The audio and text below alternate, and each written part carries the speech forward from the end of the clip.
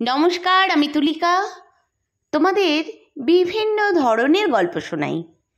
তবে আজকে এটা গল্প নয়, ভয়ঙ্কর মর্মান্তিক একটা ঘটনা তোমাদের জেনে রাখা প্রয়োজন। এই ধরনের ঘটনাগুলো না জানলে অনেক কিছু জানা থেকে বাদ পড়ে যাবে। তাই ঘটনাটা শোনো। আজ থেকে প্রায় 21 বছর আগের কথা। সেদিন ছিল 2রা জুলাই 2004 সাল। সেদিন দুপুরের পর সুশীলবাবুর সঙ্গে আর মোবাইলে যোগাযোগ করতে পারেননি তার স্ত্রী কণিকা দেবী। ডক্টর সুশীল পাল ছিলেন শ্রীরামপুর ওয়ালস হাসপাতালের স্ত্রীরোগ বিশেষজ্ঞ, আমরা যাকে গাইনোকোলজিস্ট বলি। এবার মোবাইলে কানেক্ট করতে পারেননি বলে একটু খটকা লেগেছিল কণিকা দেবীর। এরকম তো কখনো হয় না। দিন গড়িয়ে সন্ধ্যা নেমে এলো, তখনও কোনো খোঁজ নেই সুশীলবাবুর।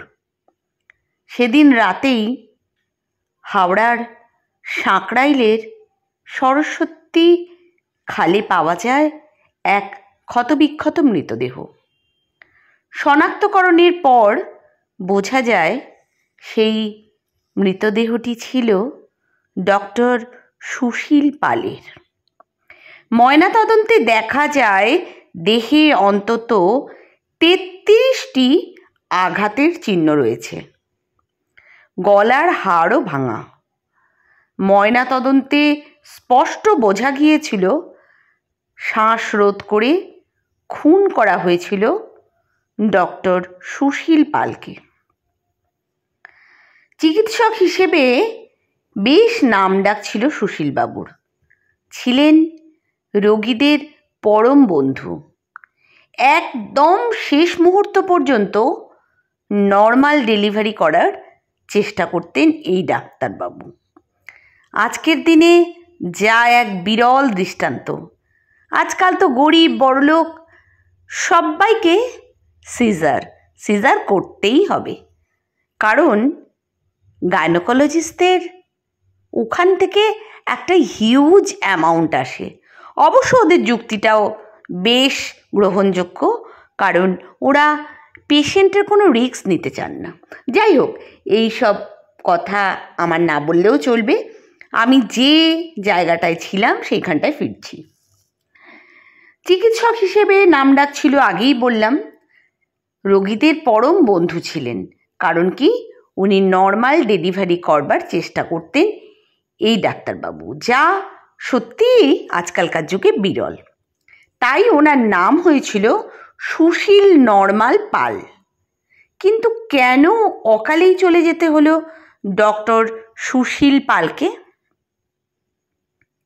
ঠিক কী ঘটেছিল ডক্টর সুশীল পালের সঙ্গে আজ থেকে ঠিক 20-21 বছর আগে? বেআইনি গর্ভপাত করতে রাজি না হওয়াই কাল হয়েছিল সুশীলবাবুর। সন্দেহের তীর ছিল আর এক স্ত্রীরোগ বিশেষজ্ঞ পিয়ালি দাসের ওপর। পিয়ালি দেবী প্রায় 5 মাসের অন্তঃসত্ত্বা ছিলেন তখন। গর্ভস্থ ভ্রূণ 20 সপ্তাহ পেরিয়ে যাওয়ায় গর্ভপাত করানোয় যথেষ্ট ঝুঁকি ছিল।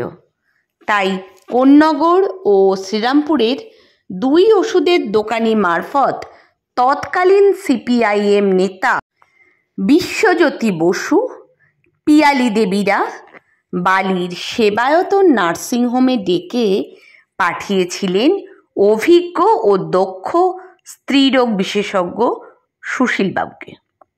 তাকে যথেষ্ট আপ্যায়নও করা হয়েছিল গোড়ায়, কিন্তু 20 সপ্তাহের বেশি অন্তঃসত্ত্বার গর্ভপাত যেহেতু আইন স্বীকৃত নয়, ব্যতিক্রম অবশ্য আছে স্বাস্থ্যের কারণে যদি গর্ভপাত একান্ত দরকার হয়, কিন্তু এক্ষেত্রে তেমনটা ছিল না।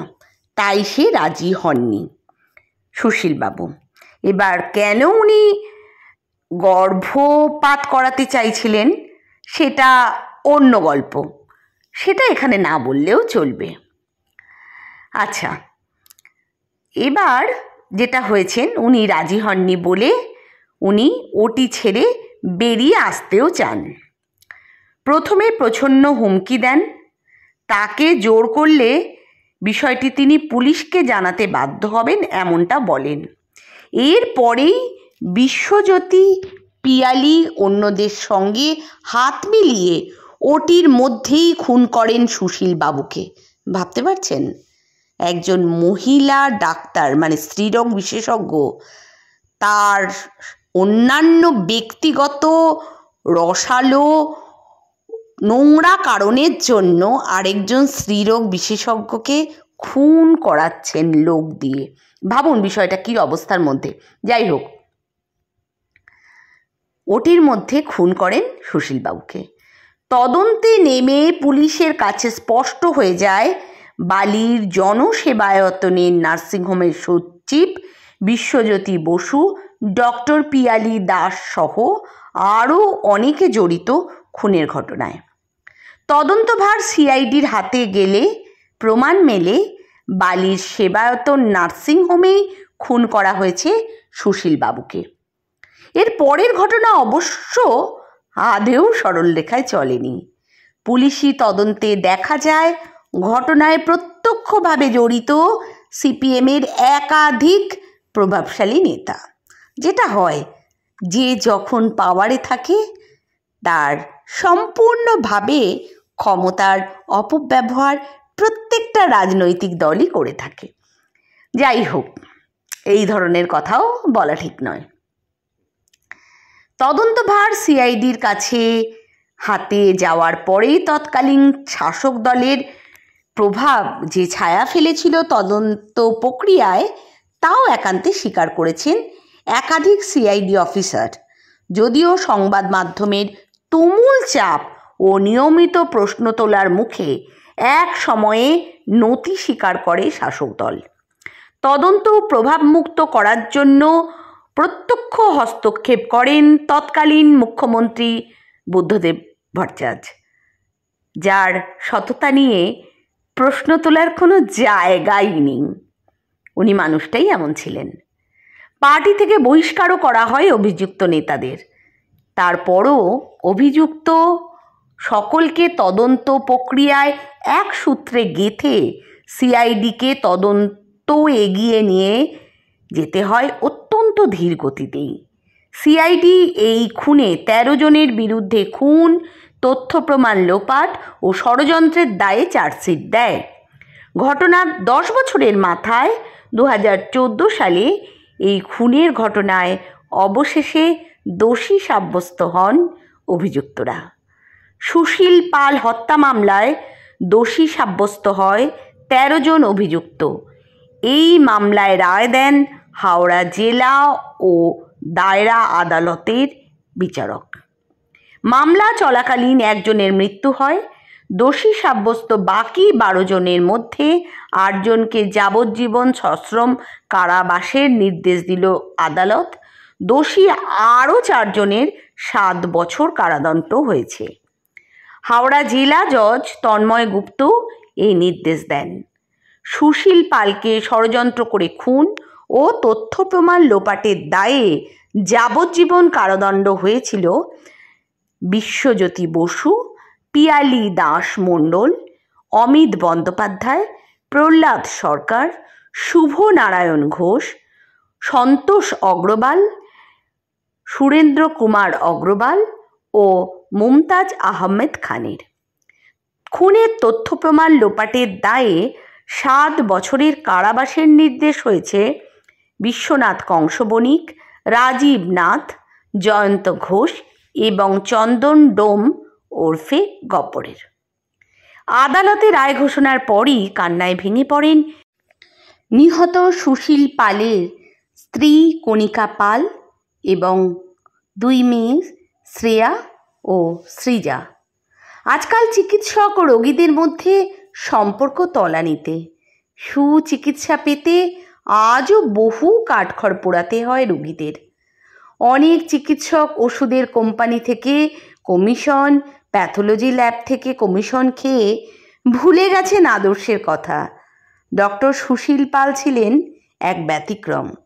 ডক্টর সুশীল পালের বড় মেয়ে শ্রেয়া ডাক্তারি পাশ করে পিজিতে ইন্টার্ন হিসেবে যোগ দিয়েছে।